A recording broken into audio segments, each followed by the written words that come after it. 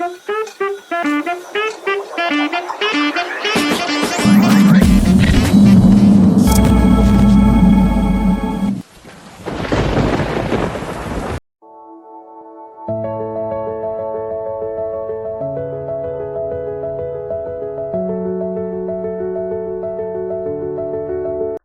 Important task क्या है कि हमें फर्नेटिक लाइन ड्रॉ करनी है। ये बाउंड्री कंडीशन है, that is why phreatic line is important. तो किससे बनाएंगे हम? ग्राफिकल वे से, जो कि ऑथर कैसे ग्रांडे ने हमें प्रोवाइड किया हुआ है। क्लियर है? उसके 6 ऐसे स्टेप्स है जो कि यहाँ पे लिखे कि 5 F जो है वो इंटरसेक्शन है। ये सब आपको तब लग जाएगा पता है जब आप ड्रॉ करोगे। क्लियर हो गया? अच्छा, इससे प्रॉपर्टी कौन सी यूज होगी? पैराबोला की सारी प्रॉपर्टीज होगी। अब आपको पता है कि पैराबोला क्या एक तरह का ऐसा कर्व है जिसका कि हर एक पॉइंट क्या है, डिस्टेंस, हर एक पॉइंट का जो डिस्टेंस है फ्रॉम द फोकस और जो डायरेक्ट्रिक्स है वो क्या होगा? बराबर होगा। डायरेक्ट्रिक्स क्या है? एक परपेंडिकुलर लाइन है। अगर जो हमारा पैराबोला जो इस तरह से बनेगा तो हमारे डायरेक्ट्रिक्स क्या है? एक तरह की वर्टिकल लाइन है। क्लियर हो गया? इतने सारे इंपॉर्टेंट पॉइंट्स है। दूसरा क्या है कि एफ एल और पी एफ जो है वो क्या होंगे? बराबर होंगे। तो it is an important point. ठीक है, इसको ध्यान में रखना।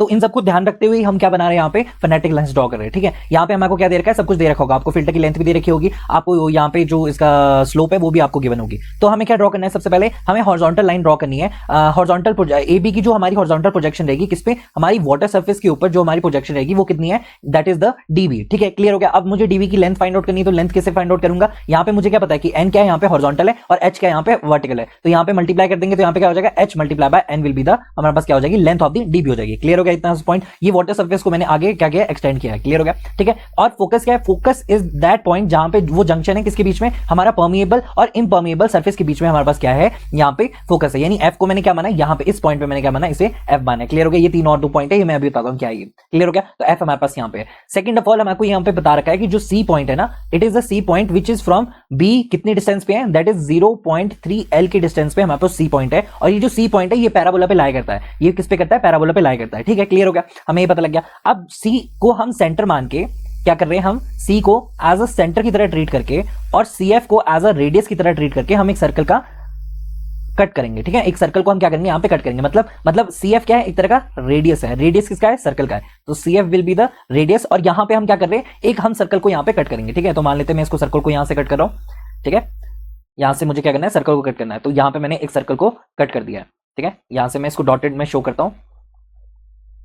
इसको मैं और अच्छे से बनाता हूं यहाँ पे। तो इस तरह से मैंने क्या कर दिया? एक सर्कल कट कर दिया है सी एफ को एज अ रेडियस को मान के। ठीक है ना, सी एफ को एज अ रेडियस मान के मैंने एक सर्कल को कट किया है, C F as the radius. और सी को क्या लिया है? मैंने सेंटर लिया। मतलब मैंने क्या किया है? जो एक प्रोटेक्टर है, प्रोटेक्टर का सेंटर जो है वो मैंने सी लिया है इस पॉइंट पे। और एफ से हम क्या कर रहे हैं? एक तरह का क्या कर रहे हैं? सेंटर ड्रॉ कर रहे हैं। ठीक है, एक तरह का सर्कल ड्रॉ कर रहे हैं। तो ये हो गया हमारा सी एफ। ये दोनों क्या हो जाएंगे? बीच में रेडियस हो जाएंगे। तो इतना तो क्लियर हो गया होगा आपको किस तरह से बनाया। अब सी अगर जो पैराबोला पे लाई करता है ना, तो हम यहां से इस सर्कल पे एक टेंजेंट ड्रॉ करते हैं। क्या करेंगे? इस सर्कल से एक टेंजेंट ड्रॉ करेंगे हम यहाँ पे। ठीक है, ये वो पॉइंट है जहां से वो कट करेगा हमारे फिल्टर को। सी है क्या है? हमने यहाँ पे एक टेंजेंट ड्रॉ किया है। यहाँ पे हमने एक टेंजेंट ड्रॉ किया है।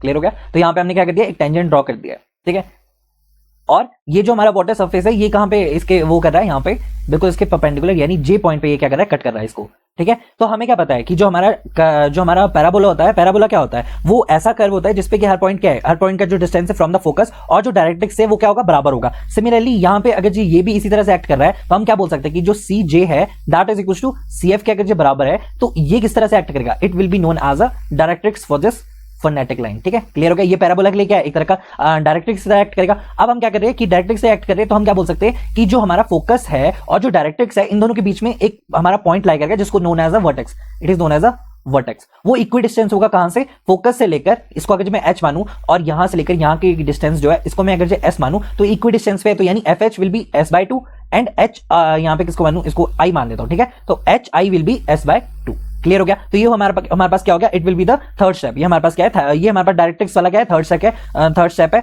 और फोर्थ स्टेप क्या हो गया हमारे पास? कि it is the equi distance from the focus से और हमारा डायरेक्ट्रिक्स से इक्वी डिस्टेंस पे क्या है? एक वर्टेक्स लाई करेगा। उस वर्टेक्स को मैंने एच रिप्रेजेंट कर दिया है और उसकी distance from the focus will be S by 2 and H और आई के बीच में भी क्या है? एस बाय 2 है। क्लियर हो गया इतना सा पॉइंट? ठीक है, मैं दोबारा से रिपीट करता हूं, बाकी जो आपको नहीं समझ आया दोबारा से देख लो। हमने क्या किया कि सेंटर एज अ सी को माना। ठीक है, यहाँ पे मैं सेंटर लिख देता हूं। सी को एज अ सेंटर मान के और सी एफ को एज अ रेडियस मान के मैंने एक सर्कल कट किया। अब इस सर्कल सर्कल का मैंने क्या किया, एक तरह का मैंने वर्टिकल टेंजेंट यहाँ पे ड्रॉ कर दिया है, तो यहाँ पे आई कैन से कि it will be the directrix, इसको मैंने क्या बोला, it will be known as a directrix. तो ये होगा हमारा थर्ड स्टेप। फोर्थ स्टेप क्या है, यहाँ पे अभी भी 2 स्टेप और बचे हैं कि एफ और आई के बीच में एक वर्टेक्स लाई करेगा जिसको एच से रिप्रेजेंट करूंगा, और S/2 उन दोनों की क्या होगी, डिस्टेंस होगी। क्लियर हो गया। अब हमें क्या करना है, अब हमें क्या करना है, यहाँ पे हमें जो सब कुछ ड्रॉ कर रहे हैं, किसमें ड्रॉ कर रहे हैं हम, ये किसमें कर रहे हैं, हम ग्राफ में ड्रॉ कर रहे हैं। तो अगर जो मैं एफ को एज अ 0 0 कोऑर्डिनेट्स मान के मैं एक एक्स डिस्टेंस पे क्या करूं, एक एक्स डिस्टेंस पे एक वर्टिकल लाइन ड्रॉ करूं, एक्स डिस्टेंस पे क्या करूं, मैं एक वर्टिकल लाइन यहां से ड्रॉ करता हूं, ठीक है। एक्स डिस्टेंस पे मैंने क्या कर दी, एक वर्टिकल लाइन ड्रॉ कर दी। अब आपको क्या पता है कि ये जो वर्टिकल लाइन है और जो हमारा डायरेक्ट्रिक्स है वो दोनों क्या एक दूसरे के पैरेलल है, ठीक है। तो यहाँ पे x प्लस एस है, मतलब अगर जो मैं यहाँ पे कहीं पे भी डिस्टेंस देखूं फ्रॉम द डायरेक्ट्रिक्स तो टोटल डिस्टेंस कितनी हो जाएगी, वो भी x प्लस एस हो जाएगी, ठीक है। तो अब हमें फोर्थ पॉइंट ये हमारे पास हो गया। अब हमें क्या करना है, हमें इंटरमीडिएट पॉइंट्स फाइंड आउट करने हैं। तो इंटरमीडिएट पॉइंट फाइंड आउट करने हैं हमको, तो हम यहाँ पे क्या कर सकते हैं कि इंटरमीडिएट पॉइंट अगर हमें फाइंड आउट करने, जो कि हमारे पास क्या है यहाँ पे 6 स्टेप है कि जॉइन ऑल द 6 नहीं 5th है, to draw a vertical line from the focus, hence the distance of the point on a vertical line from the directrix will be x plus S. वही चीज मैंने यहाँ पे लिखी कि this is the fourth point, और ये fifth point क्या हो गया, x प्लस एस है। Draw circle radius x plus S which cuts the vertical line at a point p x y such that pf pl and is equals to x plus S, ठीक है। ये यहाँ पे मैं बताता हूँ आपको इसका क्या मतलब है। नाउ अब हमको क्या पता है इसमें कि वी नो कि x प्लस एस का हमको क्या है यहाँ पे डिस्टेंस है फ्रॉम द वर्टिकल लाइन, ठीक है। अब हमें ऐसा point intermediate point find out करना है जो कि f से भी x प्लस एस डिस्टेंस पे हो, ठीक है। तो f को एज अ सेंटर मान के हम यहाँ पे क्या करेंगे, एक आर्क ड्रॉ करेंगे। क्लियर हो गया। यहाँ पे हमने मान लो कि ये हमने आर्क ड्रॉ कर दिया। क्लियर हो गया। अब हमने इस तरह से क्या किया, एक लिया, दिस इज द फर्स्ट। अब क्या करूं, आप ऐसे अभी हमने मान लो कि x की वैल्यू कितनी है 0.5 है। अब हमने क्या कर दी 0.1 कर दी। अब 1 पे भी हम इस तरह से लेंगे, फिर और इंटरमीडिएट पॉइंट्स फाइंड आउट करके हम यहाँ पे क्या करेंगे, आर्क ड्रॉ करेंगे। जैसे हमने इसके लिए किया ना, तो वर्टिकल लाइंस ड्रॉ करके हम इस तरह से आर्क ड्रॉ करेंगे। अब हमको क्या मिलेगा, यहाँ पे एक पैराबोला मिलेगा। तो वो पैराबोला मैं पहले ड्रॉ करता हूँ, फिर मैं आपको बताता हूँ उसके बाद, ठीक है। तो इस तरह से मैंने क्या किया, जो भी इंटरमीडिएट पॉइंट आया फोकस एफ से, ठीक है, इक्वी डिस्टेंस पे, तो वो सारे इंटरमीडिएट पॉइंट जो है मैंने यहाँ पे ज्वाइन कर दिए। क्लियर हो गया। लेकिन इंपॉर्टेंट पॉइंट क्या है यहाँ पे, इंपॉर्टेंट पॉइंट जानना ये है कि जो हमारी फर्नेटिक लाइन है वो सी से तो स्टार्ट नहीं होगी, है ना, वो कहां से स्टार्ट होगी, वो बी से स्टार्ट होगी। तो यहाँ पे बी से हम क्या लेंगे, परपेंडिकुलर लेंगे। क्या लेंगे, बी से परपेंडिकुलर लेंगे। क्यों लेंगे परपेंडिकुलर, क्योंकि ये वाली लाइन क्या है, it is the 100% phi line. ये क्या इक्विपोटेंशियल लाइन है, तो इक्विपोटेंशियल लाइन फर्नेटिक लाइन क्या एक दूसरे के परपेंडिकुलर है। तो यहां से परपेंडिकुलर लेके स्मूथ हैंड से कनेक्ट करके हम यहाँ पे क्या करेंगे, इस तरह से आपको एक फर्नेटिक लाइन जो है दिखेगी। क्लियर हो गया। ठीक है, इस तरह से आपको एक फर्नेटिक लाइन जो है वो ऑब्टेन हो गया आपको। क्लियर हो गया। आपने बस स्मूथ हैंड से कनेक्ट करना है परपेंडिकुलर, यहां से इस तरह से, ठीक है। अब यहां से आपको क्या मिल गया, हमको फर्नेटिक लाइन मिल गई। क्लियर हो गया। अच्छा, आप बोलोगे सर कितना बड़ा साइंटिस्ट है और उसने सी से लिया है। देखो, जो भी हम सी से लेंगे, लेकिन एक्चुअल में अगर जो बी से लेना था तो बी से क्यों नहीं लिया, ऐसा इसलिए हुआ है क्योंकि जब आप बात करते हैं ना हमारे एक्चुअल रिजल्ट्स की, तो एक्चुअल रिजल्ट्स ना हमारे एनालिटिकल जो भी हमारे पास ग्राफिकल मेथड है इसके साथ बिल्कुल क्या करनी चाहिए, बिल्कुल एक दूसरे के बराबर होनी चाहिए। तो वो कब होते हैं, जब हम सी से लेते हैं तभी हमको मिलती है। तो इस तरह से आप क्या करोगे, फर्नेटिक लाइन को ड्रॉ कर सकते हो। क्लियर हो गया। सारे स्टेप्स कौन कौन से स्टेप्स है, सी एज अ सेंटर लेके, एफ एज अ सी और एफ एज अ रेडियस लेके सर्कल ड्रॉ करो, वर्टिकल आप एक लाइन खींचो, वर्टिकल लाइन और फोकस के बीच में एक डिस्टेंस होगा, उस डिस्टेंस को हम उस पॉइंट को क्या बोलेंगे हम, इक्वल डिस्टेंस पे, that is the vertex. Equal distance पे होगा, फोकस से एक्स डिस्टेंस पे एक वर्टिकल लाइन खींचो जो कि पैरेलल होगी किसके, डायरेक्ट्रिक्स के। इन दोनों के बीच में अगर इन दोनों के बीच में डिस्टेंस कितना होगा, एक्स प्लस एस का होगा। क्लियर हो गया। अब फोकस से भी आपको अब आपको क्या करना है, एक्स प्लस एस का फोकस से एक इंटरमीडिएट पॉइंट करना है, ऐसा आर्क कट करना है। तो आपने यहाँ पे ऐसे इंटरमीडिएट आर्क कट कर दिए और ऐसे बहुत सारे पॉइंट जो है वो आप ले लिया। क्लियर हो गया। अगर ये पॉइंट हमारे पास क्या है, पी है, तो एक्स और वाई का जो कोऑर्डिनेट है, तो ये इसकी डिस्टेंस कितनी होगी from the directrix, that is x plus S distance होगी। क्लियर हो गया इतना सा पॉइंट। सेकंड इंपॉर्टेंट पॉइंट क्या है कि जितने भी इंटरमीडिएट पॉइंट्स आपके पास आएंगे वहां से आप क्या करो, पैराबोला को ड्रॉ करो फ्रॉम द पॉइंट सी से। क्लियर हो गया। लास्ट में इंपॉर्टेंट पॉइंट क्या है कि बी से परपेंडिकुलर डिस्टेंस पे स्मूथ हैंड से आप इस फर्नेटिक लाइन को कनेक्ट करो और आपको जो मिलेगी वो क्या मिलेगी, आपको फर्नेटिक लाइन यहां से मिलेगी। क्लियर हो गया। हमने सी से क्यों लिया है, बी से क्यों नहीं लिया है, स्टार्ट ही हमने बी से क्यों नहीं किया, इसलिए क्योंकि हमारे जो एक्चुअल रिजल्ट है, एक्चुअल रिजल्ट हमारे जो ग्राफिकल मेथड से आए हैं वो दोनों क्या होने चाहिए, बराबर होने चाहिए। दैट इज वाई ये क्या किया हमने, बी से लिया है। क्लियर हो गया। परपेंडिकुलर क्यों लिया, इक्विपोटेंशियल लाइन फर्नेटिक लाइन है तो इसलिए परपेंडिकुलर लिया। क्लियर हो गया। समझ में आया सारे पॉइंट्स। तो यही चीज यहां पे क्या है, हमने यहां पे लिखी। क्लियर हो गया कि एफ को as a intersection low permeable और इम्परमिएबल मीडियम के बीच में। बीडी क्या है, हॉरिजॉन्टल प्रोजेक्शन है upstream face AB on the water surface. Clear हो गया। Phreatic line start from point C, क्यों लिया है पता है आपको, which is at the distance 0.3L from the point B. ये इंपॉर्टेंट पॉइंट है। ठीक है। Draw a circle with the point C as a centre, C F as a radius, cuts the extended water surface level at the junction J. Clear हो गया। यहां पे मैंने junction लिखा है, at the point junction J, यहाँ पे लिखा है जे, क्लियर हो गया, ठीक है। सेकंड ऑफ ऑल हमारा थर्ड स्टेप क्या है, draw circle this is this. Fourth step क्या है, vertex H is the mid point in the between the focus and directrix such as F H and H I will be the s/2, clear हो गया। S क्या है, हमारी focal length of the parabola है। Draw vertical line from the focus F, hence the distance of the point on a vertical line of the directrix will be x + s, ये चीज मैंने आपको क्लियर कर दी है, ठीक है। पी पॉइंट के बारे में बता रहा है ये, पी एक्स और वाई के बारे में। Draw circle of a radius x + s which cuts the vertical line at a point P such that the PF and PL will be the x + s, ये चीज मैंने आपको बता दी है। Join all the intermediate points, ठीक है। Make the entire correction because phonetic line start from the point B, it should be perpendicular to the equipotential line that is AB, clear हो गया। तो ये किसने दिया, ऑथर क्लासिक ने दिया। तो इस तरह से आप क्या बना सकते हो, हमारी phonetic लाइंस बना सकते हो, क्लियर हुआ। नेक्स्ट इंपॉर्टेंट क्या है हमारे लिए कि हमें क्या पता है, हमें डिस्चार्ज को डिटर्मिनेट करना है फॉर द ड्रेनेज फिल्टर के लिए। तो वी नो कि Q क्या होता है, that is equal to KIA होता है, क्लियर हो गया, ठीक है। जहां पे I जो है that is the head loss per unit the length होता है ना। अब मान लेते हैं कि यहां पे जो हम x पे देख रहे हैं, तो x पे हम dx मूव कर रहे हैं। कितना मूव कर रहे हैं, x पे dx मूव कर रहे हैं, ठीक है। x पे dx मूव करने पर जो हमें हेड लॉस मिल रहा है, मान लेते हैं कि इसकी जो वर्टिकल डिस्टेंस है, मान लें इसको एज अ y से रिप्रेजेंट करते हैं, ठीक है। तो हम जब x पे dx मूव कर रहे हैं, ठीक है, x पे जब हम dx मूव कर रहे हैं, इस तरह से मैं दिखाऊं, तो यहां पे जो हमें हेड लॉस देखने को मिल रहा है ना, वो हेड लॉस कितना है यहां पे, ठीक है। यहां पे हेड लॉस कितना है, दैट इज dy का हेड लॉस मिल रहा है जब हम dx पे मूव कर रहे हैं, ठीक है। इस तरह से मैंने इसको शेडेड रीजन में दिखा दिया। और जो साथ में ये हमारे पास c है, c की जो हमारी डिस्टेंस है फ्रॉम द फोकस, वो कितनी है, दैट इज d, ठीक है। वो कितनी है हमारे पास, d है। c की distance from the focus is d, ठीक है। इस तरह से आप इसको ड्रॉ करो। ये कितनी होगी हमारे पास, that is distance is d over air, ठीक है। इतना क्लियर हो। अच्छा, जो हमारा फ्लो है, फ्लो की डायरेक्शन क्या है, फ्लो है, हमको एरिया भी फाइंड आउट करना है यहाँ पे। तो एरिया क्या हो जाएगा, y मल्टीप्लाई बाय 1, 1 क्या है, पीछे की तरफ को, 1 क्या है हमारी पीछे की तरफ को, क्लियर हो गया। तो एरिया हमारे पास ये आ गया। अब नाउ वी नो की आई क्या आ गया हमारे पास, dy अपॉन दी dx आ गया है ना। अब क्वेश्चन उठता है कि dy बाय dx किस तरह से हम सॉल्व करेंगे। तो dy बाय dx अगर हमें सॉल्व करना है तो हमें इक्वेशन पता होनी चाहिए। तो हम क्या करेंगे, पैराबोलिक की इक्वेशन फाइंड आउट करेंगे सबसे पहले, क्लियर हो गया। तो ये पॉइंट हमारा क्या है, it is the point P जिसकी डायरेक्ट्रिक्स से डिस्टेंस कितनी है, x + s है, यानी P यहां पे अगर जब मैं इसको L मानूं तो मैं क्या बोल सकता हूं कि PL की डिस्टेंस कितनी है, PL is equal to x + s है ना। और जो हमारी P फोकस से डिस्टेंस है वो भी क्या होनी चाहिए, बराबर होनी चाहिए, है ना। ये चीज मैंने आपको पहले ही बताई है। तो P से फोकस की डिस्टेंस और P से हमारी डायरेक्ट्रिक्स डिस्टेंस क्या होनी चाहिए, सेम होनी चाहिए, क्लियर हो गया। तो अब now we have to determine the discharge. हमें क्या फाइंड आउट करना है, यहाँ पे आप टॉपिक का नाम ले सकते हो कि we have to find out the discharge, to determine the discharge, ठीक है। यहाँ पे इसको मैं हटा देता हूं यहाँ से। So the next topic name is, यहाँ पे क्या लिख सकते हैं, डिटर्मिनेशन ऑफ अ डिस्चार्ज, या डिस्चार्ज लिख देता हूं, discharge through a drainage filter, through a drainage filter. Okay, clear है, ठीक है। तो हमने क्या बोला कि let us assume that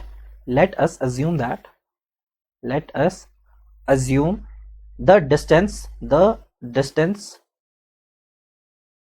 dx and जो हेड लॉस है, head loss is dy, clear हो गया। तो उस केस में जो I होगा वो क्या हो जाएगा, I will be equal to dy by dx हो जाएगा, क्लियर हो गया इतना, ठीक है। तो यहां पे क्या हो जाएगा, Q will be equal to K multiply by I multiply by the area, clear हो गया। K को एज इट इज रहने दो, I को क्या लिख सकते हैं हम, dy बाय dx, ठीक है। मल्टीप्लाई बाय एरिया क्या हो जाएगा, y क्रॉस 1, ठीक है। समझ में आया, ये क्या है हमारे पास, it is the area, it is the area. Now we have to solve the dy by dx। हमें इसे सॉल्व करना है तो हमें एक इक्वेशन चाहिए। सो वी नो कि एट द पॉइंट P हमारे पास क्या है, एट द पॉइंट P की कोऑर्डिनेट्स क्या है, xy है ना। और P की कोऑर्डिनेट्स xy है, और वी नो कि PF क्या है, PL के बराबर है। तो बताओ, अगर PF PL के बराबर है तो फोकस के हमारे कोऑर्डिनेट्स क्या है, 0 0 है, और P की कोऑर्डिनेट्स क्या है, xy है। तो बताओ PF क्या हो जाएगा, tell me. PF will be the under root of the, क्या हो जाएगा, under root of the x square plus y square, clear हो गया, ठीक है। x square plus y square हो जाएगा। और PL की डिस्टेंस कितनी है, PL is x plus s, ठीक है। दोनों साइड स्क्वायर कर दिया तो हमारे पास आंसर क्या आ जाएगा, x का स्क्वायर प्लस y का square will be equal to x का स्क्वायर प्लस हमारे पास क्या हो जाएगा, s का स्क्वायर प्लस 2xs आ जाएगा, क्लियर। अब हमारे पास ये आ गया, इससे क्या करेंगे हम एक्स स्क्वायर से एक्स स्क्वायर का काट देंगे, और अब हमारे को चाहिए क्या, हमें चाहिए dy by D x required है, तो हम क्या करेंगे इसको डिफरेंशिएट करेंगे, तो डिफरेंशिएट करेंगे यहाँ पे वैल्यू कितनी आ जाएगी, ये 2y multiply by dy by dx हो जाएगी, इज इक्वल्स टू s0 हो जाएगा, यहाँ पे कितना आ जाएगा हमारे पास, दैट इज 2s हो जाएगा। क्लियर हो गया। तो dy बाय dx की वैल्यू कितनी आ गई हमारे पास, dy बाय dx की वैल्यू 2 से 2 कट जाएगा यहाँ से, है ना, तो यहाँ पे कितनी वैल्यू आ जाएगी, that will be equals to s upon y आ जाएगी। क्लियर हो गया। dy बाय dx की वैल्यू कितनी आ गई हमारे पास, s अपॉन y आ गई। क्लियर हो गया। अब इसको आगे जब मैं डिस्चार्ज में डालूं तो therefore if I put in this discharge, तो मेरे पास वैल्यू कितनी आ जाएगी, k multiply by dy by dx था, और साथ में क्या था, y था, और हमने लेंथ कितनी ली थी पीछे को, 1 ली थी, तो यू कैन से 1, तो यहाँ पे dy बाय dx की वैल्यू कितनी आ जाएगी, s अपॉन y आ जाएगी। सो आई कैन से कि it will became k multiply bye s upon y multiply by y। ठीक है, y से y कट गया, तो हमारे पास डिस्चार्ज की वैल्यू क्या आ गई, q is equal to k s। Clear हो गया। इसकी यूनिट्स क्या रहेंगे, that is metre cube per second per metre. ठीक है, क्लियर हो गया। इतना हमने निकाल दिया, किसके लिए, डिस्चार्ज निकाल दिया। अब क्वेश्चन ये उठता है सर हमने डिस्चार्ज निकाल दिया, लेकिन डिस्चार्ज में ये एस क्या है, प्रॉब्लम तो ये है ना हमारे पास, एस क्या है यहाँ पे, तो एस है बच्चों फोकल लेंथ। क्या है हमारे पास, एस क्या है, it is a focal length. ये पूरे फिल्टर की लेंथ नहीं है, it is a focal length, focal length. अब इंपॉर्टेंट क्या है हमारे लिए, फोकल लेंथ पता लगी ना, it is not a filter length. Clear हो गया। अच्छा, अब हम एस जो है वो हम डायरेक्टली, अगर जब हम ग्राफ पे ड्रॉ करते हैं तो ग्राफ में हम डायरेक्टली क्या करते हैं, यहां से लेकर यहां तक की लेंथ लेते हैं और उसको स्केल फैक्टर के साथ मल्टीप्लाई करते हैं, और हमारे को ये क्या मिल जाती है, डायरेक्टली हमारे को फोकल लेंथ की फोकल लेंथ मिल जाती है। लेकिन यहाँ पे मैंने ग्राफ पे तो ड्रॉ नहीं किया, मैंने किस पे किया है, एक नॉर्मल शीट पे मैंने इसको ड्रॉ किया है, तो हम इसको डायरेक्टली नहीं कैलकुलेट कर सकते, हम क्या करेंगे, इनडायरेक्टली कैलकुलेट कर सकते हैं। क्लियर हो गया। ठीक है, तो हमारे को क्या पता है कि जो हमारा सी पॉइंट है ना, ये सी पॉइंट और डायरेक्ट्रिक्स के बीच की कितनी लेंथ है, that is the D plus S, है ना, ये कितनी लेंथ है पूरी overall, that is D plus S है ना।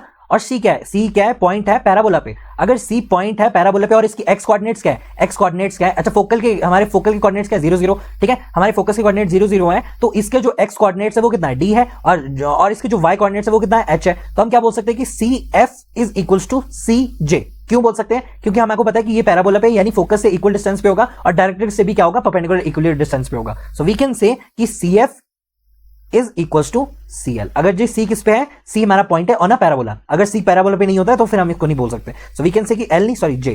ठीक है, सी जे, तो सी एफ और सी जे क्या होगा हमारा, बराबर होगा। So we have to calculate the focal length, तो फोकल लेंथ को हम इनडायरेक्टली कैलकुलेट करेंगे। क्लियर हो गया ये पॉइंट। सो आई कैन से यहां पे कि at a point C, at a point C जो है, ठीक है, सी के कोऑर्डिनेट्स कितने हैं, इसका हॉरिजॉन्टल कितना है, इसका हॉरिजॉन्टल है डी, और वर्टिकल कितना है, एच है, तो सी के कोऑर्डिनेट्स होगी डी एच। ठीक है, तो हम यहां पे बोल सकते हैं कि C F will be equals to C J, अगर सी किस पे है, सी एज अ पॉइंट है ऑन अ पैराबोला। क्लियर हो गया। सो सी पॉइंट के कितने हो गए, अच्छा इन दोनों के बीच की डिस्टेंस कितनी है, सॉरी इन दोनों सी और एफ है, अगर ये सी और एफ है तो सी, सॉरी सी हमारे पास क्या है, हमारे पास है that is the D and H है, और बाय कितना है, 0 0 कोऑर्डिनेट्स है। तो बताओ सी एफ की वैल्यू कितनी हो जाएगी, C F will be equals to under the root of, क्या आ जाएगी, C F will be equals to under the root of D का स्क्वायर प्लस एच का स्क्वायर, और सी जे तो आप जानते ही हो, सी जे क्या है, मैंने अभी बताया आपको सी जे की वैल्यू कितनी है, that is D plus S will be the C J. ठीक है, इन दोनों सब पॉइंट्स को ध्यान में रखो, सी जे, सी एफ, और यहां पे डिस्टेंस। क्लियर हो गया। तो यहां पे डिस्टेंस कितनी आ गई, D plus x, D plus S क्या होगी हमारे पास, सी जे की वैल्यू होगी, तो सी जे की वैल्यू हम यहां से निकाल सकते हैं। सो आई कैन राइट कि C J will be equals to, it will be equals to D plus S से। क्लियर हो गया। अब इसको सॉल्व करेंगे जैसे हमने पहले सॉल्व किया, तो हमारे पास क्या आ जाएगा कि S will be equals to under the root of, क्या आ जाएगा हमारे पास वैल्यू, यहां पे कितनी आ जाएगी हमारे पास कि डी का स्क्वायर प्लस क्या है, एच का स्क्वायर, और माइनस में क्या आ जाएगा, माइनस में डी आ जाएगा। तो यहां पे एस की वैल्यू हमारे को क्या होगी, मिल चुकी है। क्लियर हो गया। अब फोकल लेंथ की लेंथ, जो फोकल लेंथ है, इसकी लेंथ जो हमने कैलकुलेट की है वो इनडायरेक्टली की है। ठीक है, अगर जब हम ग्राफ पे बनाते हैं हम डायरेक्टली बना देते, डायरेक्टली हम उसके स्केल फैक्टर से मल्टीप्लाई कर देते और हमें फोकल लेंथ की वैल्यू मिल जाती। ठीक है, पर यहां पे क्या है, हमने इसको इनडायरेक्टली कैलकुलेट किया है। सो आई कैन से, ठीक है ना, तो हमने यहां पे क्या फाइंड आउट कर दी, फोकल लेंथ हमने क्या कर दी, फाइंड आउट कर दी। अब क्वेश्चन तो ये उठता है कि हमने एस फाइंड आउट कर दिया, ठीक है, और क्यू क्या होता है, के इंटू एस होता है। क्लियर हो गया। अब एस फाइंड आउट करने के लिए आपको डी फाइंड आउट करना पड़ेगा, डी आपको नहीं पता है, तो जो डी है वो जनरली है क्या, यहां पे देखते हैं डी क्या है हमारे पास। ठीक है, डी क्या है, it is the distance of the point C from the focus F. Clear हो गया, डी क्या है हमारे पास, डिस्टेंस है from the focus to the C. अब क्वेश्चन तो ये उठता है कि हमें डी फाइंड आउट करने के लिए क्या करना पड़ेगा, कैलकुलेट करना पड़ेगा। अब या तो मैं क्या करूं, इस डी को फाइंड आउट करने के लिए यहां से मैं डैम की क्या, आपको सब कुछ दिया होगा, आपको स्लोप भी गिवन होगी, यहां पे हाइट ऑफ द डैम भी आपको क्या होगी, गिवन होगी, सब कुछ गिवन होगा। अगर आपको स्लोप गिवन है, height of the dam given है, तो आप इससे क्या निकाल सकते हो, आप इससे डैम का बेस विड्थ निकाल सकते हो। और अगर आप डैम का बेस विड्थ निकाल लो ना, यहां से लेकर यहां तक का बेस विड्थ निकाल लो तो कुछ पॉइंट इससे अगर माइनस कर दो तो मुझे डी मिल जाएगा। जैसे कि ये फिल्टर की लेंथ है, ठीक है, तो ये फिल्टर की लेंथ जो है अगर जब मैं इससे माइनस कर दूं, ठीक है, और क्या माइनस करना है, ये एसी, ये पॉइंट क्या है, एसी। तो बताओ एसी क्या है, एसी की डिस्टेंस कितनी है बताओ मुझे। तो अगर ये 0.3L है तो ये कितनी हो जाएगी, that will be equal to 0.7L। Clear हो गया। तो अगर मैं क्या करूं, मुझे डी फाइंड आउट करना है, तो बेस वेट से मैं क्या माइनस करूंगा, बेस वेट से मैं माइनस करूंगा फिल्टर की लेंथ, और क्या माइनस करूंगा, माइनस 0.7L को अगर जब मैं माइनस कर दूं तो मुझे डी की वैल्यू मिल जाएगी। क्लियर हो गया किस तरह से निकालना। और डी आप बेस वेट को ना बहुत इजीली निकाल सकते हो। जैसे कि मैं यहां पे बता देता हूं आपको, पहले मैं फॉर्मुला बता दूं फिर आपको मैं बताता हूं कि बेस की कैसे निकाल सकते हो। वैसे आपको पता ही होगा ये चीज। अब हमें फाइंड आउट क्या करना है, हमें डी फाइंड आउट करना है। अगर हमें डी नहीं, हमें डी तो गिवन नहीं होगा, तो डी फाइंड आउट करने के लिए क्या करना पड़ेगा कि डी को अगर जो फाइंड आउट करना है मुझे, तो मैं क्या कर सकता हूं, जो भी हमारे पास बेस विड्थ है उससे हमें माइनस करना पड़ेगा क्या, जो भी फिल्टर की लेंथ होगी, ठीक है, फिल्टर की लेंथ को माइनस करना पड़ेगा, और क्या माइनस करना पड़ेगा, 0.7L को हमें वहां से माइनस करना पड़ेगा। तो ये तो बात होगी हमारे पास क्या, आइसोट्रोपिक के लिए, ठीक है, आइसोट्रोपिक के लिए अगर मुझे कैलकुलेट करना है। क्लियर हो गया। आइसोट्रोपिक के लिए अगर हमें कैलकुलेट करना है तो हम इस तरह से क्या कर सकते हैं, द चार्ज को फाइंड आउट कर सकते हैं। बेस विड्थ किस तरह से निकलेगी, बेस विड्थ में अगर आपको एक साइड की स्लोप दी होगी, फॉर एग्जांपल आपको स्लोप दी है, ठीक है, ये रफ वर्क में लेना आप, है ना, ये नोट्स में लिखना होगा जिसने वो वैसे पता ही होता है सबको। स्लोप क्या होती है, हॉरिजॉन्टल वर्टिकल, या फिर इसको मैं क्या बोलूं, एज अ एम रेशियो 1 से अगर मैं रिप्रेजेंट करूं तो बेस विड्थ क्या हो जाएगी उस केस में, तो बेस विड्थ हो जाएगी हमारी, that will be equal to, अगर जैसे मैं बी से रिप्रेजेंट करूं so I can say base width किसकी हो जाएगी, M multiply by H.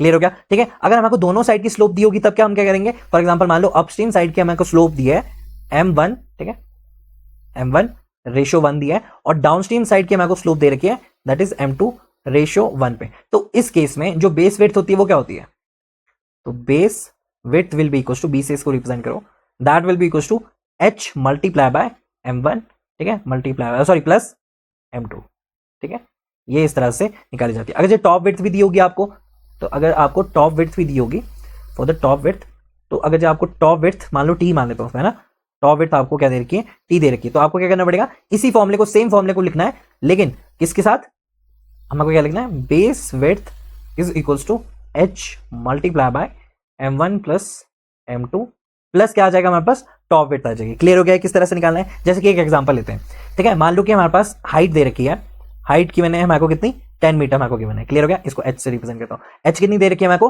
That is 10 metre दे रखी है, और अपस्ट्रीम साइड की स्लोप जो दे रखी है वो मान लो 3:1 दे रखी है, और डाउनस्ट्रीम साइड की नहीं दे रखी है, मान लो 2:1 दे रखी है, ठीक है। तो यहाँ पे m1 की वैल्यू कितनी हो जाएगी, m1 इज इक्वल टू 3, और यहाँ पे m2 की वैल्यू कितनी हो जाएगी, that will be equal to t, है ना, और t भी दे रखा है, t मान लो हमारे पास कितना है, 4 मीटर दे रखा है। क्लियर हो गया, तो आप डायरेक्टली आप इस फॉर्मूले में डाल दो और आपको आंसर मिल जाएगा। तो यहाँ पे आई कैन पुट कि b will be equal to, b क्या है हमारे पास, that is the base width will be equal to कितना है, h multiply by m1 plus m2, और साथ में क्या आ जाएगा, प्लस टी आ जाएगा। तो यहाँ पे क्या लिख सकता हूं मैं कि h की वैल्यू कितनी है, h की वैल्यू कितनी है हमारे को given, that is 10 multiply by 3 2 5 5 plus कितना है हमारे पास, टी कितना है हमारे पास यहाँ पे गिवन है 4 है, तो कितना हो जाएगा, 64 हो जाएगा। तो आई कैन से कि 64 metre will be the base width.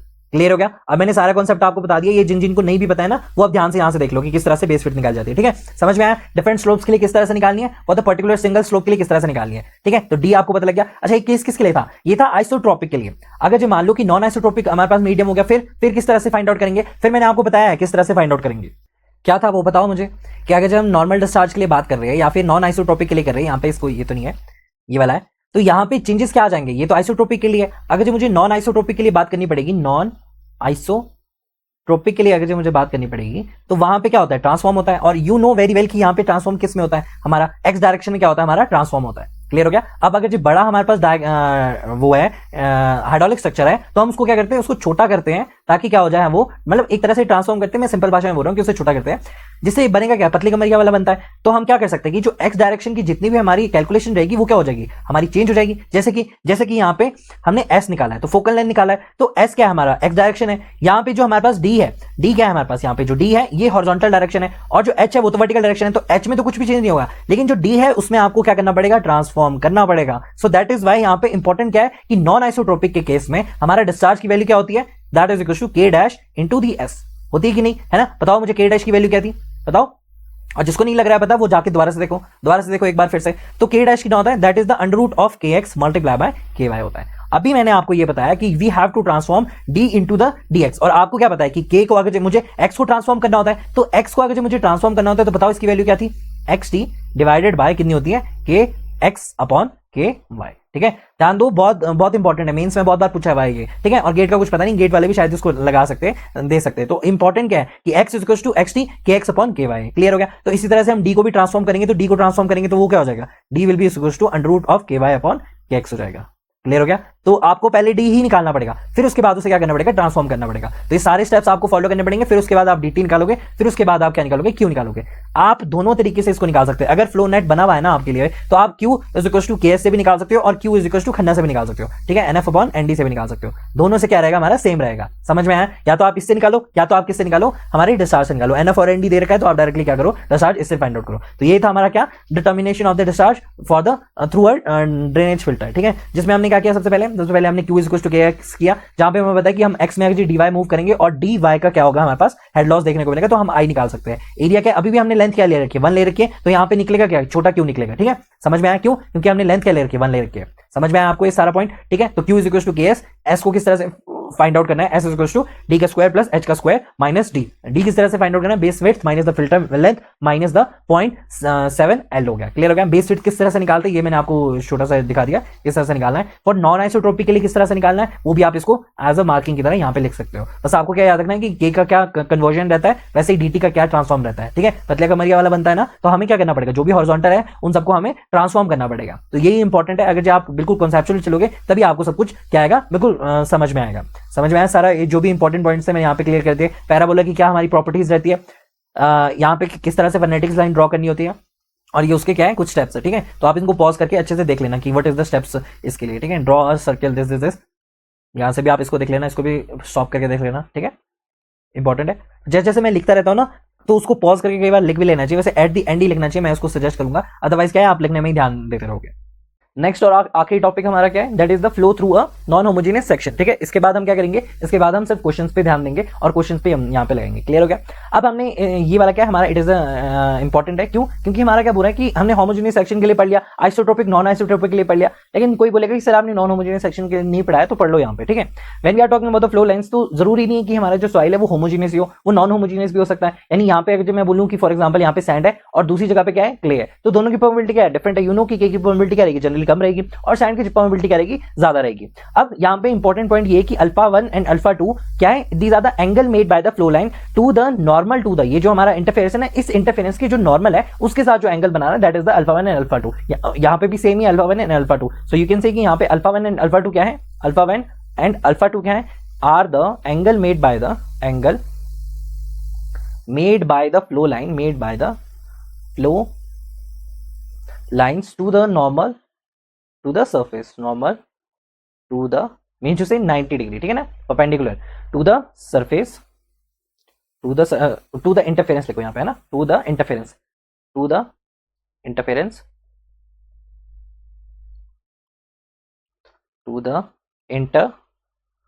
interface before and after getting deflected।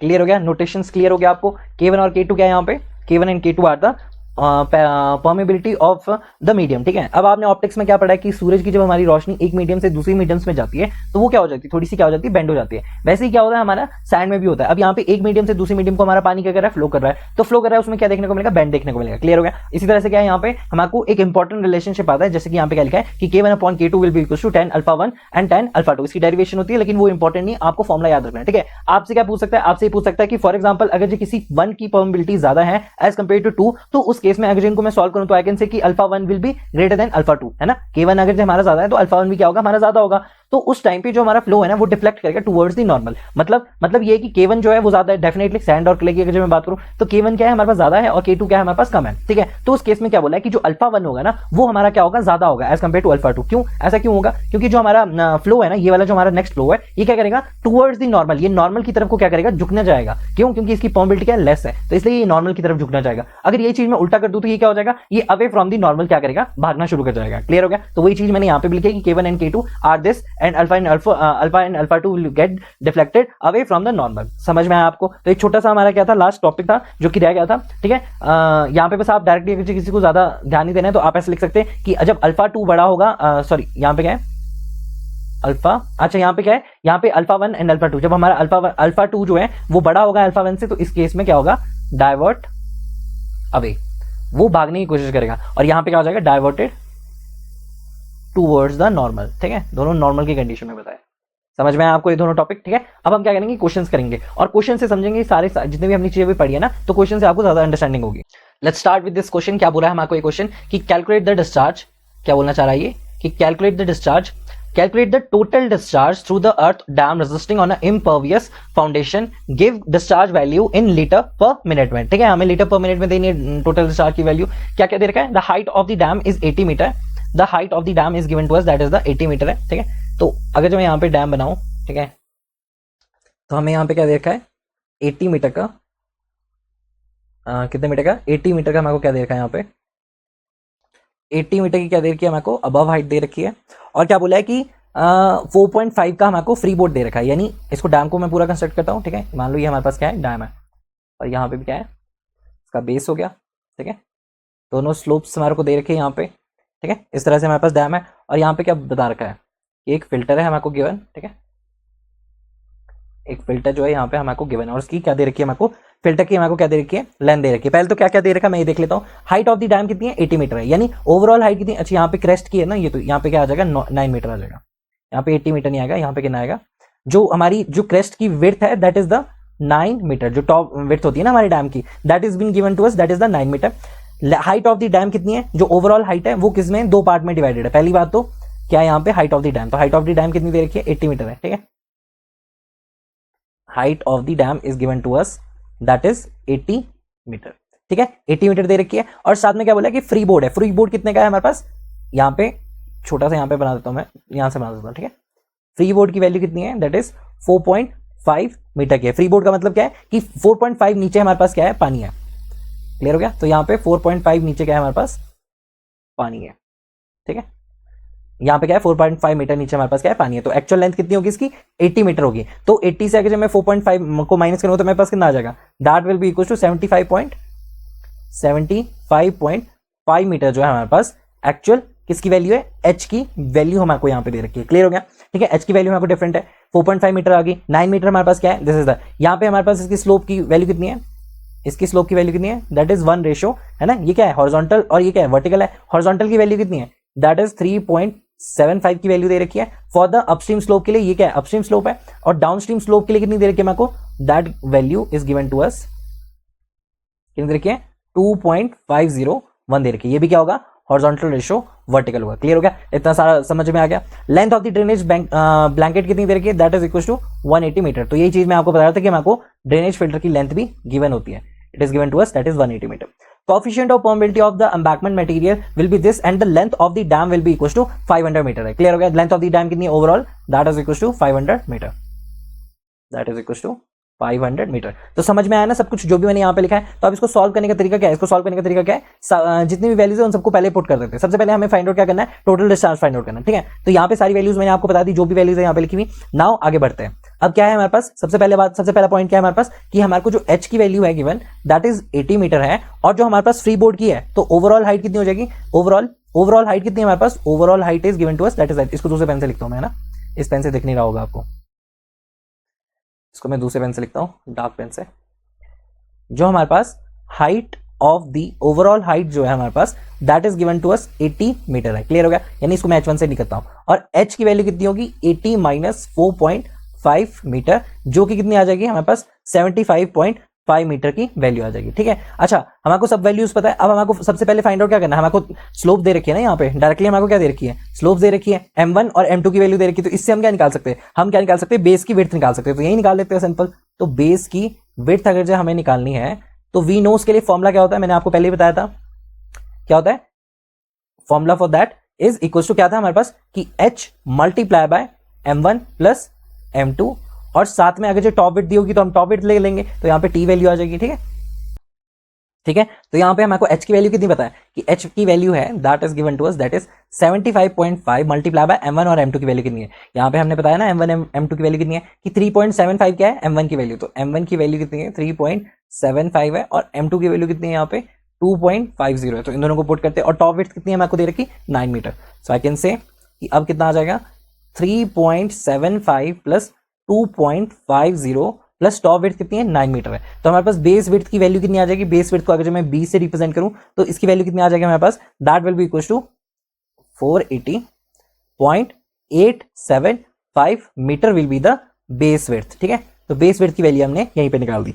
Now अब हमें क्या फाइंड आउट करना है, हमको और क्या दे रखा है यहाँ पे, हमको यहीं पे दे रखा है कि हॉरिजॉन्टल डायरेक्शन में जो हमारे पास परमेबिलिटी की वैल्यू है यानी K1 की वैल्यू है, और जो हॉरिजॉन्टल है तो यहाँ पे Kx हो जाएगा, यहाँ पे क्या आ जाएगा Ky आ जाएगा। तो हमें यहाँ पे फाइंड आउट क्या करना है, इक्विवेलेंट परमेबिलिटी फाइंड आउट करनी है। वो क्या हो जाएगी, अंडर द रूट ऑफ दोनों। तो यहाँ पे 10⁻⁻8 है, 10⁻⁻8 इन दोनों को मैं बाहर लिख सकता हूँ, स्क्वायर हो जाएगा तो इसको मैं बाहर निकाल लूंगा। यहाँ पे कितना आ जाएगा 11 × 6 ब्रैकेट के बाहर कितना आ जाएगा 10⁻⁻8 आ जाएगा। तो ओवरऑल वैल्यू कितनी आ जाएगी, K equivalent permeability will be equals to किसके बराबर है, ये 8.12 इंटू 10⁻⁻ कितना आ जाएगा -8 आ जाएगा। ठीक है, और ये वैल्यू किसमें दे रखी है, सेंटीमीटर पर सेकंड में दे रखी है, सेंटीमीटर पर सेकंड में हमको ये वैल्यू गिवन है। ठीक है, इसको मीटर पर सेकंड में कन्वर्ट कर देते हैं तो क्या करना पड़ेगा, मल्टीप्लाई बाय 10⁻⁻2 करना पड़ेगा। तो के की वैल्यू कितनी आ जाएगी, K equivalent permeability will be equals to 8.2 multiply by 10⁻⁻10 metre पर सेकंड जो है इसकी वैल्यू हो जाएगी। ठीक है, तो के की वैल्यू मिल गई, बेस विड्थ की वैल्यू मिल गई। अब हमें क्या फाइंड आउट करना है, अब हमको क्यू फाइंड आउट करना है। तो क्यू क्या होगा हमारे पास, क्यू इज इक्वल्स टू के डैश मल्टीप्लाई बाय एस था। ठीक है, ये मैंने आपको पहले ही बताया था, लेकिन हमको अभी के की वैल्यू तो मिल गई है लेकिन एस की वैल्यू नहीं मिली। तो एस की वैल्यू अगर हमें चाहिए तो हमें क्या ढूंढना पड़ेगा, एस ढूंढना पड़ेगा। तो एस क्या होता है, that will be equals to under the root of क्या हो जाएगा, डी का स्क्वायर प्लस एच का स्क्वायर है ना, माइनस डी। ये चीज मैंने किसमें बताई आपको पहले ही बताई, अगर नहीं पता लग रहा है तो दोबारा से लेक्चर देखो एक बार से। ठीक है, अच्छा ये सब तो ठीक है, डी की वैल्यूज तो है, लेकिन ये कोई आइसोट्रोपिक थोड़ी ना है, it is a non isotropic medium. तभी तो दो परमेबिलिटी दे रखी है, हॉरिजॉन्टल और वर्टिकल डायरेक्शन में दोनों परमेबिलिटी डिफरेंट है। इसका मतलब क्या है, it is a non isotropic medium. तो नॉन आइसोट्रोपिक के लिए यहाँ पे डी ट्रांसफॉर्म क्या हो जाएगा, डी dt में बदल जाएगा, और ये भी किसमें बदल जाएगा, dt में बदल जाएगा। मैंने आपको बताया किस तरह से। ठीक है, तो और dt में बदल जाएगा तो उससे पहले हमें d फाइंड आउट करना पड़ेगा। तो d will be equals to, d किसके बराबर होगा, जो भी हमारे पास क्या होगी, बेस की विड्थ होगी minus 0.7 into the L minus जो हमारे पास फिल्टर की क्या होगी, लेंथ होगी। क्लियर हो गया, फिल्टर की विड्थ या फिर लेंथ जो भी है।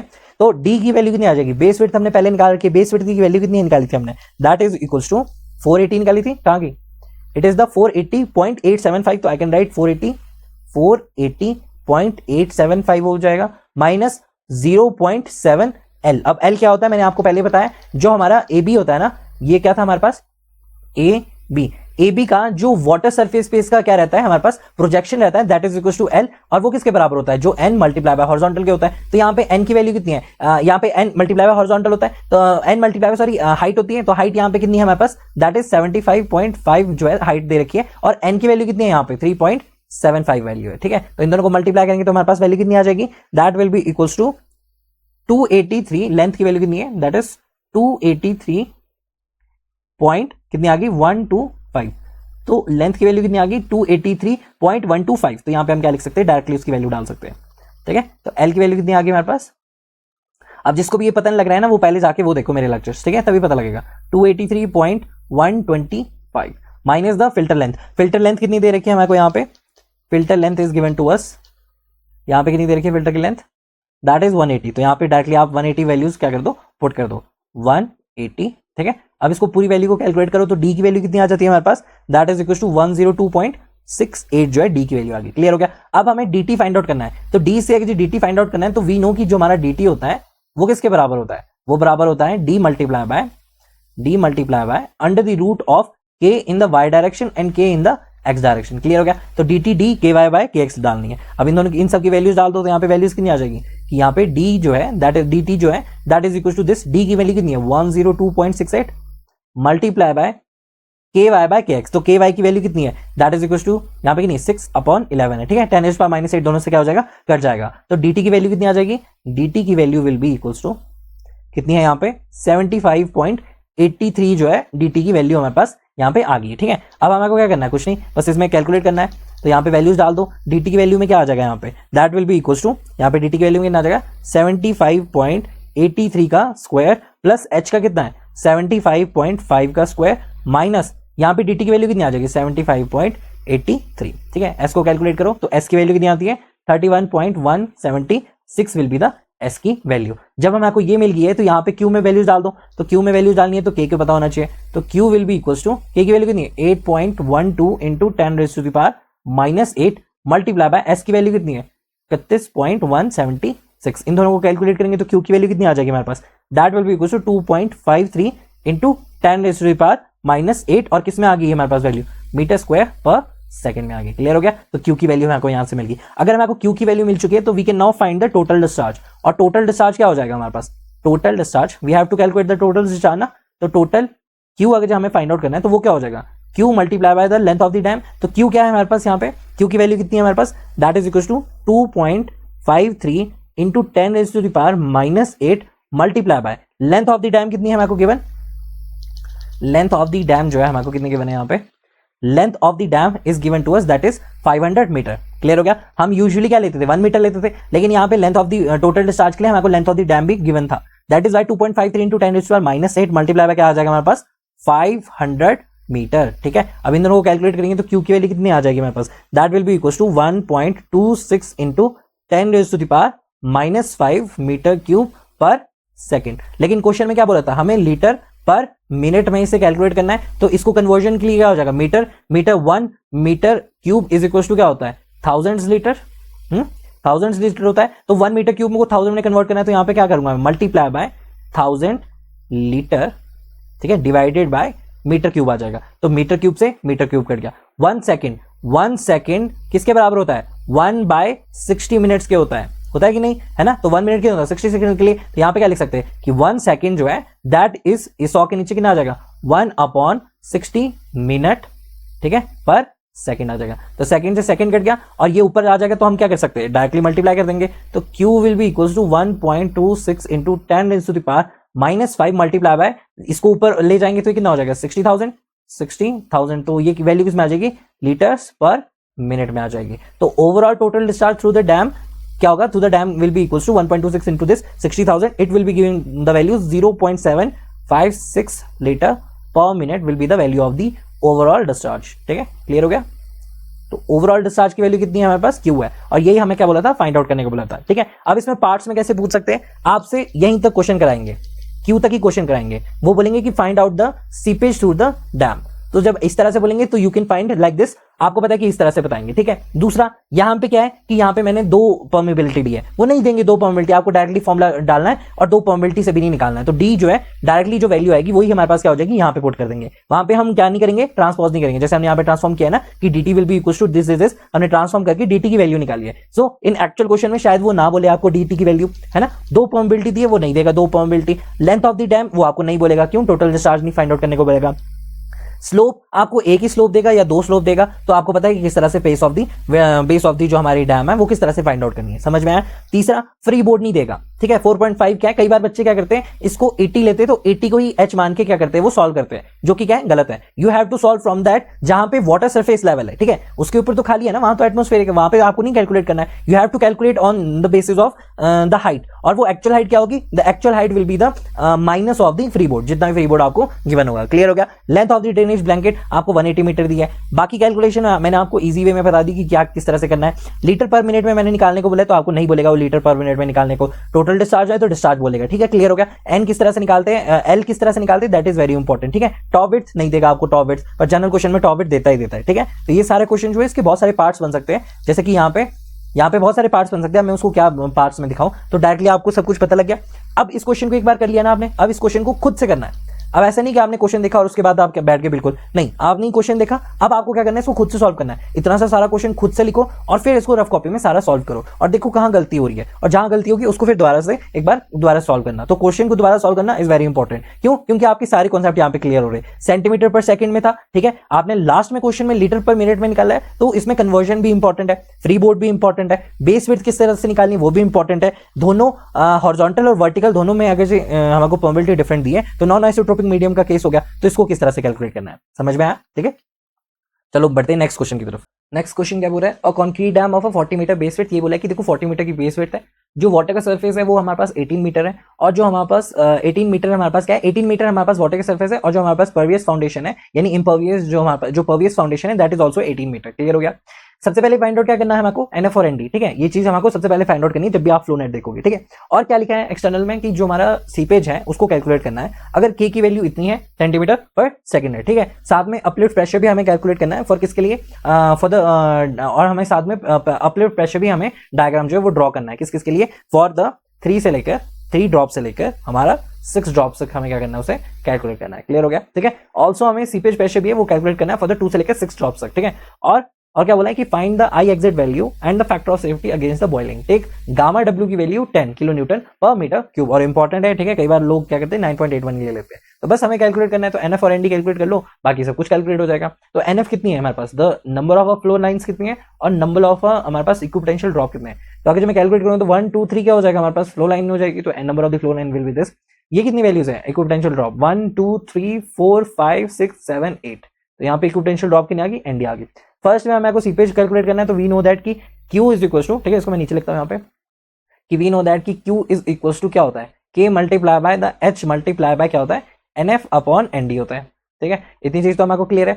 तो K की वैल्यू कितनी गिवन है हमको यहाँ पे, it is given to us that is 8 multiply by 10⁻⁻4 है, और सेंटीमीटर में तो मीटर में कन्वर्ट करना है, तो यहाँ पे क्या आ जाएगा, और 10⁻⁻2 आ जाएगा। क्लियर हो गया। H की वैल्यू कितनी है यहाँ पे गिवन, 18 मीटर हमारे H की वैल्यू गिवन है, तो यहाँ पे हम डायरेक्टली 18 मीटर लिख देंगे, मल्टीप्लाई बाय NF की वैल्यू कितनी है हमारे given, that is equal to 3/8, ठीक है, ये हमने कैलकुलेट कर लिया। अब इसको कैलकुलेट करेंगे तो हमारे पास आंसर क्या आ जाएगा, that will be equal to 5.4 into 10⁻⁻5 क्या आ जाएगा, मीटर स्क्वायर पर सेकंड जो है हमारे पास आंसर आ जाएगा। क्लियर हो गया। Q की वैल्यू किस तरह से फाइंड आउट करनी है।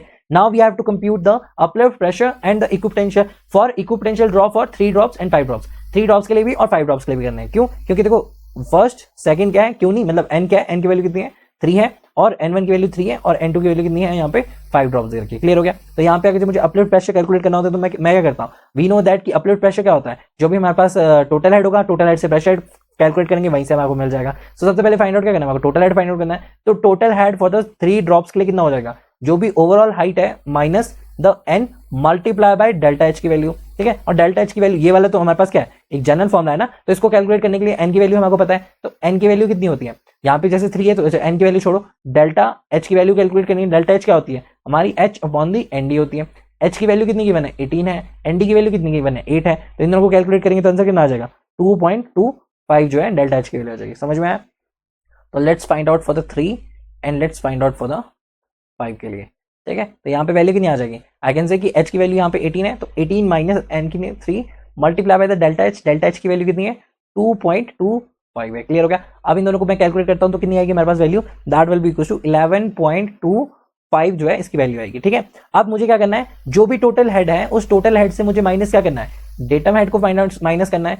तो हमें क्या मिल जाएगा, हमें मिल जाएगा pressure head of the certain point, कोई भी पॉइंट होगा उसके लिए मुझे प्रेशर हेड की वैल्यू मिल जाएगी। सो आई कैन से कि अगर जो मुझे प्रेशर हेड की वैल्यू फाइंड आउट करनी है तो आई कैन से कि प्रेशर हेड की वैल्यू है ना, तो आई कैन से माइनस डेटम हेड। अब इसका डेटम कैलकुलेट करो, बताओ डेटम क्या है इसका, तो इसका डेटम कितना है, सभी का डेटम कितना हो जाएगा, that will be equal to datum से हाइट कितनी है, that will be equal to minus 2.5 है, ठीक है। माइनस क्या होगी हमारे पास 2.5 हो जाएगी, क्या है यहाँ से डेटम क्या है, डेटम से नीचे है ना ये हमारी equipotential drop. So I can say कि माइनस 2.5 जो है इसकी वैल्यू हो जाएगी। सो आई कैन से माइनस 2.5 जो है इसकी वैल्यू हो जाएगी। कितनी वैल्यू आ जाएगी, that will be equal to minus minus क्या हो जाएगा प्लस हो जाएगा। सो आई कैन से कि इन दोनों की वैल्यू कितनी आ जाएगी 13.75 will be the value. Clear हो गया। अच्छा हमारे प्रेशर हेड की वैल्यू पता लगी, तो अगर जो मैं इसमें मल्टीप्लाई कर दूं क्या 10 का गामा डब्ल्यू का, तो मुझे क्या वैल्यू मिल जाएगी, मुझे अपलिफ्ट प्रेशर की वैल्यू मिल जाएगी ना, ठीक है। जिसको समझ नहीं आ रहा है देखो मल्टीप्लाई बाय 10 कर दो, यहाँ पे वैल्यू कितनी आ जाएगी 37.5 आ जाएगी। इसी तरह से यहाँ पे क्या आ जाएगा 18 माइनस हमको 5 के लिए करना है, तो 5 मल्टीप्लाई बाय 2.25, ठीक है, इज इक्वल्स टू इन दोनों की वैल्यू कितनी आ जाएगी हमारे पास 5.25 के लिए अगर मैं कैलकुलेट करूंगा तो यहाँ पे कितनी आ जाएगी, that will be equals to 6.75 plus 2.5 that will be equals to 92.5, ठीक है। इस तरह से हमने इसे कैलकुलेट किया। अब जिसे नहीं पता चला वो यहाँ पे देखो, जब मैं बात कर रहा हूँ किसके लिए, जब मैं बात कर रहा हूँ देखो हमको क्या है प्रेशर हेड की वैल्यू पता होनी चाहिए, तो प्रेशर हेड जो है दैट इज इक्वल टू किसके बराबर होता है, टोटल हेड माइनस दी डेटम हेड के बराबर होता है। ये मैंने आपको चीज पहले बताई, या फिर आप क्या बोलते हो उसको एलिवेशन हेड के बराबर, ठीक है, एलिवेशन हेड बोल सकते हो। तो टोटल हेड की वैल्यू अगर हमें किसी की फाइंड आउट करनी है तो मैंने टोटल हेड ऑफ 3 निकाला, फिर टोटल हेड ऑफ 5 निकाला, ठीक है, उससे माइनस कर दिया मैंने उनका डेटम और एलिवेशन को माइनस कर दिया। अच्छा 2.5 नीचे वो लाया करता है बिलो द ग्राउंड सरफेस, तो हम क्या बोल सकते हैं कि माइनस माइनस प्लस में कन्वर्ट हो गया और हमारे पास ओवरऑल वैल्यू कितनी आ गई 137.5 हमारे पास क्या आ गई प्रेशर हेड की वैल्यू आ गई। It is the pressure head value, pressure head की वैल्यू क्या आई 3.75 आई है, 13.75 है, लेकिन 10 के साथ मल्टीप्लाई करने पर मेरे को क्या मिल गया अपलिफ्ट प्रेशर मिल गया। तो ये वाली वैल्यूज किसकी अपलिफ्ट प्रेशर की है, ठीक है। क्यों, क्योंकि अपलिफ्ट अपलिफ्ट प्रेशर क्या होता है, H W into gamma W होता है, एच डब्ल्यू या फिर आप क्या बोलो pressure head into the gamma W बोलो, पोर वाटर प्रेशर ना यू, यू को किस तरह से करते हैं, U is equal to this, तो यू ही तो निकालना है, अपलिफ्ट प्रेशर तो निकालना है, तो वही चीज मैंने डायरेक्टली निकाल ली 3 और 5 के लिए भी। तो इसका राइट आंसर पता लगा किस तरह से आना है, ठीक है, कोई कंफ्यूजन तो नहीं इसमें। नेक्स्ट इंपॉर्टेंट टास्क क्या है हमारे लिए कि हमें 3 और 5 के लिए तो निकालना है, also we have to draw a uplift pressure diagram along the base of the dam, 3 से लेकर 6 ड्रॉप तक जाना है, ठीक है, तो 3 से लेकर 6 ड्रॉप के लिए हमें ड्रॉ करना है, ठीक है, तो 3 का तो हमको मिल चुका है, 3 का कितना है हमारे पास, दैट इज 37.5 है, ठीक है, अब हमको 6 तक करना है, तो यहाँ पे सबके लिए करते हैं। सो आई कैन से इसके लिए मैं एक डायग्राम बना दूं, ठीक है, इजीली हो जाएगा आपको। यहाँ पे क्या बोल सकता हूँ मैं कि अगर जब मैं टोटल हेड की बात करूं तो टोटल हेड क्या होगा, H minus N delta H होगा। क्लियर हो गया, हमें क्या फाइंड आउट करना है, अपलिफ्ट प्रेशर फाइंड आउट करना है, तो यू क्या होता है, pressure head into the gamma W होता है ना, और प्रेशर हेड को कैलकुलेट करने के लिए क्या चाहिए मुझे, प्रेशर हेड को कैलकुलेट करने के लिए टोटल हेड से मुझे उसका डेटम हेड को क्या करना पड़ेगा, माइनस करना पड़ेगा। समझ में आया। अब सारे पॉइंट्स के लिए मैं यहाँ पे डायरेक्टली कर देता हूँ, जैसे कि अगर मैं किसके लिए बात करूँ, 3, 4, 5 के लिए, 6 के लिए, तो 6 ड्रॉप्स के लिए अगर मुझे अपलिफ्ट प्रेशर कैलकुलेट करना है तो सबसे पहले क्या करना पड़ेगा, टोटल हेड फाइंड आउट करना पड़ेगा। सो आई कैन से कि अगर मुझे टोटल हेड फाइंड आउट करना है तो यहाँ पे मैं टोटल हेड की डायरेक्टली वैल्यू निकालूंगा, दैट इज 18 माइनस एन की वैल्यू कितनी है यहाँ पे 3 है, multiply by delta H, delta H कितनी निकाली हमने 2.25 वैल्यू निकाली। इसी तरह से 18 माइनस 4 मल्टीप्लाई बाय 2.25, ठीक है, वैसे ही यहाँ पे 2.25, यहाँ पे कितनी आ जाएगी 18 माइनस 6 मल्टीप्लाई बाय 2.25 आ जाएगी। अब ये वाली वैल्यू हम कैलकुलेट करते हैं, ये वाली वैल्यूज कैलकुलेट करने के बाद हम क्या करेंगे, उसको हम माइनस करेंगे किससे, अभी ये क्या है, ये टोटल हेड की वैल्यू है, अभी हम क्या करेंगे टोटल हेड माइनस दी डेटम हेड, ठीक है, तो यहाँ पे हमारे पास वैल्यू कितनी आ जाएगी, अगर मैं यहाँ पे निकालूँ इसकी वैल्यू, ये हमने तो इसकी निकाल दी है, ऐसे 3 के लिए हमने निकाल दिया ना, कितनी है यहाँ पे values, that is equal to 11.25, साथ में डेटम हेड की वैल्यू कितनी है 2.5 है, प्लस क्यों आया, क्योंकि माइनस माइनस क्या हो गया प्लस हो गया। यहाँ पे वैल्यू कितनी आ गई हमारे पास 4 के लिए, that is equal to 9 plus 2.5, और अगले के लिए कितनी आ गई हमारे पास 6.75 प्लस 2.5 आ गई, और 6 के लिए कितनी आ गई हमारे पास value, that is 4.5 plus 2.5। Clear हो गया, इस तरह से हमारे पास सारी वैल्यू आई। अब क्या कैलकुलेट करना है आपको, प्रेशर हेड की वैल्यू मिल चुकी है, प्रेशर हेड में गामा डब्ल्यू का मल्टीप्लिकेशन करना है, तो प्रेशर हेड में गामा डब्ल्यू का मल्टीप्लाई करना है, तो यहाँ पे डायरेक्टली जो वैल्यूज आएगी उसको क्या करना है हमको मल्टीप्लाई करना है, तो इन दोनों को अगर जो मैं प्लस करूंगा तो कितनी वैल्यू आ जाएगी, that will be equal to 13.75 आ जाएगी, मल्टीप्लाई बाय 10 कर दो, यहाँ पे इन दोनों को मैं प्लस करूंगा यहाँ पे कितना आ जाएगा 11.5 आ जाएगा, मल्टीप्लाई बाय 10 करूँ, इन दोनों को प्लस कर दूँ तो हमारे पास वैल्यू कितनी आ जाएगी, that will be equal to कितनी वैल्यू आ जाएगी 9, है ना, 9.25, ठीक है, 9.25 आ जाएगी, 9.25 आ जाएगी, ये कितनी आ जाएगी हमारे पास वैल्यू, दैट इज 7, ठीक है, तो इन सबको मल्टीप्लाई करो 10 से, मल्टीप्लाई बाय 10, ये वाली वैल्यूज कितनी आ जाएगी, ये कितनी हो जाएगी 137.5, और ये कितनी हो जाएगी 115, ठीक है 115 हो गया, ये वाली कितनी हो जाएगी 92.5 हो जाएगी, और ये कितनी हो जाएगी that will be equal to 70। Clear हो गया, तो अपलिफ्ट प्रेशर के लिए फ्रॉम 3 से लेकर 6 तक हमने कैलकुलेट कर दिया, ठीक है, आप 7, 8 भी कैलकुलेट कर सकते हो, पर जितनी हमारे को बोली हम उतनी कैलकुलेट करेंगे, और अपलिफ्ट प्रेशर का क्या बनाएंगे हम डायग्राम बनाएंगे, तो इसके लिए डायग्राम बनाना है हमारे को, तो डायग्राम कैलकुलेट करना है, बनाना है हमारे को, तो क्या हो जाएगा हमारे पास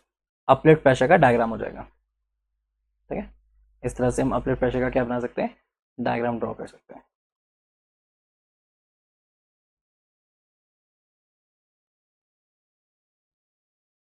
राइट, ठीक है, यहाँ पे हमने ये डायग्राम ड्रॉ कर लिया, तो क्या क्या वैल्यू है सबसे पहले, अगर जो हम देखें सबसे पहले कितनी वैल्यू हमारे पास थर्ड के लिए कितनी है हमारे को given, that is equal to, यहाँ पे अगर जो मैं इसको डिवाइड कर दूँ ना, इसको मैं डिवाइड करता हूँ यहाँ से, ठीक है, ये हमारे पास होगी कितनी वैल्यूज है 4 है ना, 4, राइट, तो सबसे पहले के इसके लिए हमारे पास 3 के लिए है, फिर 4 के लिए है, फिर 5 के लिए है, और फिर 6 के लिए 6 के लिए, तो 3 की वैल्यू कितनी है, दैट इज इक्वल टू 137.5 है, 4 के लिए वैल्यू कितनी है हमारे पास 11.5 है, ठीक है, और यहाँ पे अगले किसकी कितनी है 92.5 है, और अगले के लिए वैल्यू कितनी है 70, 7 के लिए भी कैलकुलेट करना, उसकी भी वैल्यू यहाँ पे पुट करना, ठीक है, इसलिए मैंने छोड़ा यहाँ पे, तो 7 के लिए कैलकुलेट भी करना, तभी इसके वैल्यूज हमें मुझे कमेंट करके बताना, ठीक है, तो इसी तरह से क्या होगा अपलिफ्ट प्रेशर का डायग्राम भी हमने ड्रॉ कर लिया। Now the next task is to calculate the seepage pressure, तो सीपेज प्रेशर कैलकुलेट करना है तो कुछ भी नहीं करना है उसमें, तो सीपेज प्रेशर किसके लिए कैलकुलेट करना है 2 और 6 के लिए सीपेज प्रेशर कैलकुलेट करना है, तो वो क्या हो जाएगा, यहाँ पे सीपेज प्रेशर कैलकुलेट करते हैं ना, so we have to calculate the seepage pressure for 2 and 6, ठीक है, 2 एंड 6 के लिए मुझे सीपेज प्रेशर कैलकुलेट करना है, तो first of all seepage pressure क्या होता है, हमें टोटल हेड फाइंड आउट करना पड़ता है ना, तो total head of that point minus total head of the exit जो है वो क्या हो जाएगा, एग्जिट के लिए हमने एग्जिट ही डेटा माना है, तो वो क्या हो जाएगा हमारे पास सीपेज हेड हो जाएगा, और सीपेज हेड के साथ अगर मैं गामा डब्ल्यू का मल्टीप्लाई कर दूं तो मुझे क्या मिल जाएगा सीपेज प्रेशर मिल जाएगा, ठीक है, पॉइंट 2 के लिए और 6 ड्रॉप के लिए हमें फाइंड आउट करना है seepage pressure, so I can right over here, यहाँ पे वैल्यू कितनी आएगी, तो टोटल हाइट की वैल्यू क्या कितनी आ जाएगी 2 के लिए, हमें डायरेक्टली करना है, that is 18 minus 2 multiply by क्या हो जाएगा, 18 माइनस 2 मल्टीप्लाई बाय 2.25, करेक्ट हो गया। ठीक है, तो टोटल हाइट की वैल्यू कितनी आ गई हमारे पास यहाँ पे, दैट इज 13.5 होगी। ठीक है, अब 13.5 को मुझे 10 से मल्टीप्लाई करना है, तो 10 से मैं मल्टीप्लाई कर दूंगा तो मुझे सीपेज प्रेशर की वैल्यू मिल जाएगी, दैट विल बी 135। ठीक है, क्लियर हो गया, 135 आया यहाँ पे। ठीक है, ये वैल्यू कितनी आ गई, 130 कितनी आ गई, 135 आ गई। यहाँ पे क्या है, 8 है। ठीक है, 0 नहीं है, यहाँ पे क्या है, 8 है।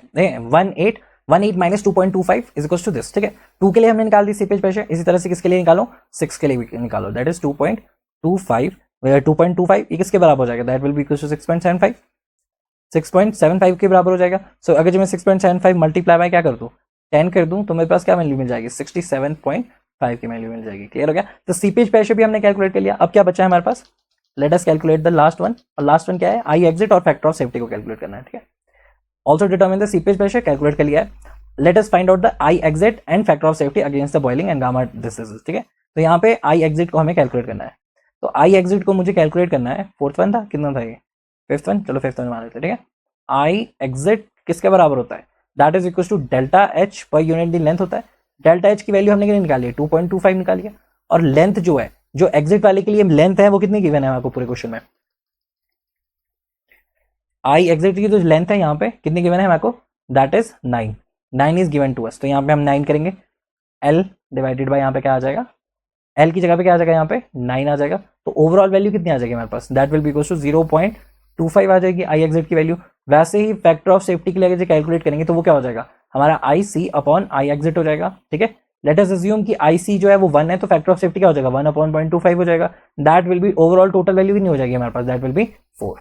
क्लियर हो गया, तो फैक्टर ऑफ सेफ्टी कितनी है हमारे पास against the quick sanding will be 4। समझ में आया, ये दोनों क्वेश्चन जो है वो बहुत ज्यादा इंपॉर्टेंट है आपके लिए, आपको हर एक पार्ट में ये बताएगा कि किस तरह से क्वेश्चन को सॉल्व करना है। ठीक है, जैसे इसमें एनएफ और एनडी से रिलेटेड जो भी पिछले पे बच गए थे हमारे क्वेश्चन, आई एग्जिट से लेकर सीपेज प्रेशर से लेकर अपलेट प्रेशर तक, जितने भी ड्रॉप्स है उन सब के लिए ड्रॉ करना होगा। कभी हमारे को सारे बेस के लिए ड्रॉ करना हो सकता है, शायद यहाँ पे शीट पाइल वॉल देके हमको वो क्वेश्चन पूछ सकता है। तो ऐसे बहुत सारे क्वेश्चन है जो वो आपसे इससे पूछ सकता है। तो इससे आप जितने मर्जी क्वेश्चन जो है इससे आप लगा सकते हो आप। ठीक है, प्रीवियस ईयर लगाओ, इससे आपको सारे कॉन्सेप्ट जो है यहाँ से क्लियर हो चुके हैं। क्लियर हो गया, तो यहाँ पे हमारा चैप्टर 4 क्या होता है, खत्म होता है।